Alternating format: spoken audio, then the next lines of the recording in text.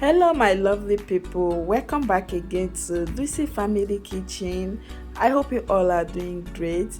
Join me today as I show you how to make simple and delicious spring roll. And if you haven't subscribed to this my channel, please don't forget to subscribe, like and share this video. Without wasting much time, start by making your spring roll filling.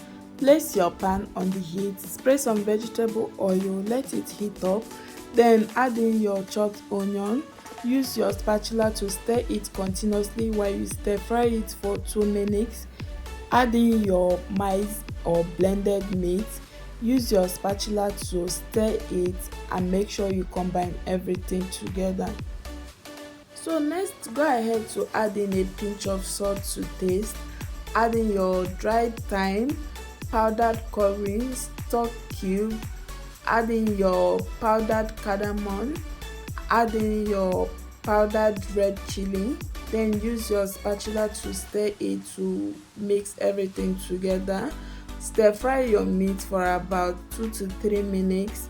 Then go ahead and add in your carrots and your cabbage. Use your spatula to stir to mix everything together.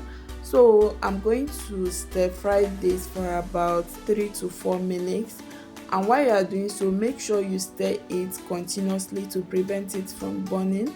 Once you are done, take it off the heat, transfer it to your plate and let it cool down completely. So while waiting for your meat to cool down completely, go ahead and prepare your flour or cornstarch mixture to help you to seal your spring roll. Add in your flour or your cornstarch in a plate, then add in some water. Use your fork to mix it. So once you are done, set it aside. So here I have my spring roll sheet, which I covered with my kitchen towel to prevent it from drying out. Next, place your spring roll sheet on your rolling mat or any clean dry surface. Then use your spoon to scoop in your filling on the edge of your spring roll sheet. Then wrap it. Use your cornstarch mixture to seal the edge. So continue repeating the same process until you've exhausted all the spring roll sheets. And please guys, you can also support my channel by sending me super thanks or super sticker, and you can also join my YouTube membership to become part of this amazing YouTube family.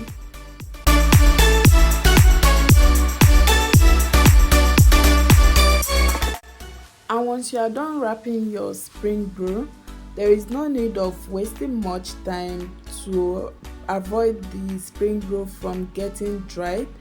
Place your pan on the heat, add some vegetable oil and let it heat up for a few minutes.